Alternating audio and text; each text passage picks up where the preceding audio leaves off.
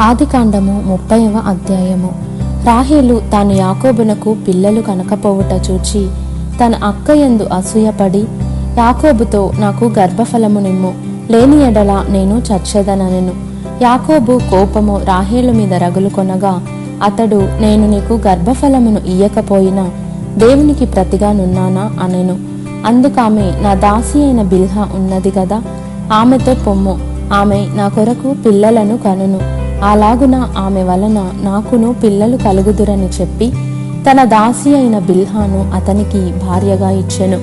యాకోబు ఆమెతో పోగా బిల్హా గర్భవతి అయి యాకోబునకు కుమారుని కనెను. అప్పుడు రాహేలు, దేవుడు నాకు తీర్పు తీర్చెను, ఆయన నా మొరను విని నాకు కుమారుని దయచేసెననుకొని అతనికి దాను అని పేరు పెట్టెను.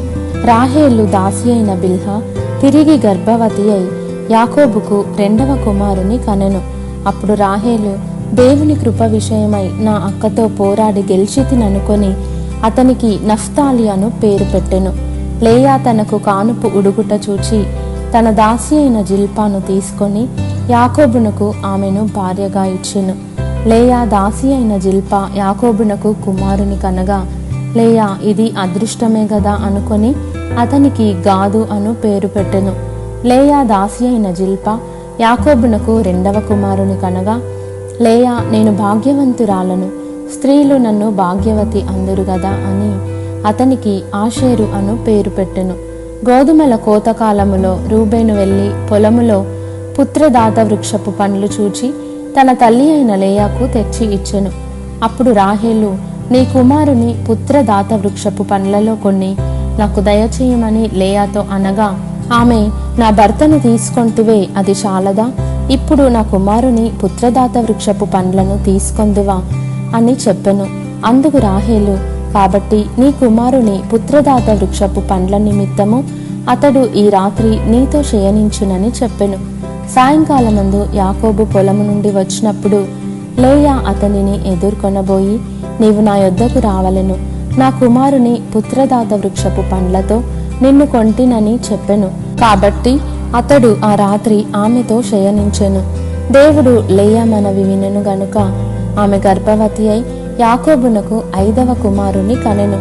లేయా, నేను నా పెనిమిటికి నా దాసినిచ్చినందున దేవుడు నాకు ప్రతిఫలము దయచేసెననుకొని అతనికి ఇశ్శాఖారు అను పేరు పెట్టెను. లేయా మరల గర్భవతి అయి యాకోబునకు 6వ కుమారుని కనెను. అప్పుడు లేయా, దేవుడు మంచి బహుమతి నాకు దయచేసెను, నా పెనిమిటికి 6 కుమారులను కనియున్నాను గనుక అతడికను నాతో కాపురము చేయుననుకొని అతనికి జెబూలూను అను పేరు పెట్టెను. ఆ తరువాత ఆమె కుమార్తెను కని ఆమెకు దీనా అను పేరు పెట్టెను. దేవుడు రాహేలును జ్ఞాపకము చేసుకొని ఆమె మనవి విని ఆమె గర్భము తెరచెను. అప్పుడు ఆమె గర్భవతి అయి కుమారుని కని దేవుడు నా నింద తొలగించననుకొనెను. మరియు ఆమె, యెహోవా మరి ఒక కుమారుని నాకు దయచేయునుగాక అనుకొని అతనికి యోసేపు అను పేరు పెట్టెను. రాహేలు యోసేపును కనిన తరువాత యాకోబు లాబానుతో, నన్ను పంపివేయుము, నా చోటికిని నా దేశమునకు వెళ్ళెదను, నా భార్యలను నా పిల్లలను నాకు అప్పగించుము, అప్పుడు నేను వెళ్ళెదను, వారి కోసము నీకు కొలువు చేసి తిని నేను నీకు కొలువు చేసిన విధమును నీవెరుగుదువు గదా అని చెప్పెను. అందుకు లాబాను అతనితో, నీ కటాక్షము నా మీదనున్న ఎడల నా మాట వినుము, నిన్ను బట్టి యెహోవా నన్ను ఆశీర్వదించెనని శకునము చూచి తెలుసుకొంటినని చెప్పెను. మరియు అతడు, నీ జీతమింతయని నాతో స్పష్టముగా చెప్పుము, అది ఇచ్చెదనెను. అందుకు యాకోబు అతని చూచి, నేను నీకెట్లు కొలువు చేసితునో నీ మందలు నా యొద్ద ఎట్లుండెనో అది నీకు తెలియను. నేను రాకమునుపు నీకుండినది కొంచెమే, అయితే అది బహుగా అభివృద్ధి పొందెను. నేను పాదము పెట్టిన చోటెల్లా యెహోవా నిన్ను ఆశీర్వదించెను. నేను నా ఇంటి వారి కొరకు ఎప్పుడు సంపాద్యము చేసుకొందుననెను.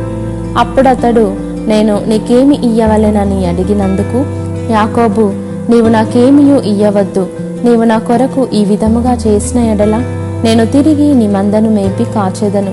నేడు నేను నీ మంద అంతటిలో నడచి చూచి పొడలైనను మచ్చలైనను గల ప్రతి గొర్రెను, గొర్రె పిల్లలలో నల్లని ప్రతిదానిని, మేకలలో మచ్చలైనను పొడలైనను గల వాటిని వేరుపరచెదను.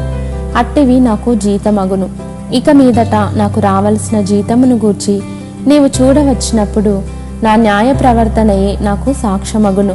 మేకలలో పొడలైనను మచ్చలైనను లేనివన్నీయు, గొర్రె పిల్లలలో నలుపు లేనివన్నీయు నా యొద్దనున్న ఎడల నేను దొంగిలితినని చెప్పవచ్చుననెను. అందుకు లాబాను, మంచిది, నీ మాట చొప్పుననే కానిమ్మనెను. ఆ దినమున లాబాను చారయైనను మచ్చయైనను గల మేకపోతులను, పొడలైనను మచ్చలైనను గల పెంటి మేకలన్నిటినీ, కొంచెము తెలుపు గల ప్రతిదానిని గొర్రె పిల్లలలో నల్లవాటినన్నిటినీ వేరు చేసి తన కుమారుల చేతికి అప్పగించి తనకును యాకోబునకును మధ్య 3 దినముల ప్రయాణమంత దూరము పెట్టెను. లాబాను యొక్క మిగిలిన మందను యాకోబు మేపుచుండెను. యాకోబు చినారు జంగిసాలు అను చెట్ల చువ్వలను తీసుకొని ఆ చువ్వలలో తెల్లచారలు కనబడినట్లు అక్కడక్కడ వాటి తొక్కలు ఒలిచి మందలు నీళ్లు త్రాగవచ్చినప్పుడు అవి చూలు కట్టుటకు అతను తాను ఒలిచిన చువ్వలను మందలు త్రాగుటకు వచ్చు కాలువలలోను నీళ్ల గాళ్లలోను వాటి ఎదుట పెట్టగా మందలు ఆ చువ్వల ఎదుట చూలు కట్టి చారలైనను పొడలైనను మచ్చలైనను గల పిల్లలను ఈనెను. యాకోబు ఆ గొర్రె పిల్లలను వేరు చేసి చారలు గల వాటి తట్టును, లాబాను మందలలో నల్లని వాటి తట్టును, మందల ముఖములు తిప్పి తన మందలను లాబాను మందలతో నుంచక వాటిని వేరుగా ఉంచెను. మందలో బలమైనవి చూలు కట్టినప్పుడెల్లను అవి ఆ చువ్వల ఎదుట చూలు కట్టునట్లు యాకోబు మందకన్నుల ఎదుట కాలువలలో ఆ చువ్వలు పెట్టెను. మంద బలహీనమైనప్పుడు పెట్టలేదు. అట్లు బలహీనమైనవి లాబానుకును బలమైనవి యాకోబునకును వచ్చెను. ఆ ప్రకారము ఆ మనుషుడు అత్యధికముగా అభివృద్ధి పొంది విస్తారమైన మందలు, దాసీలు, దాసులు, ఒంటెలు, గాడిదలు గలవాడాయెను.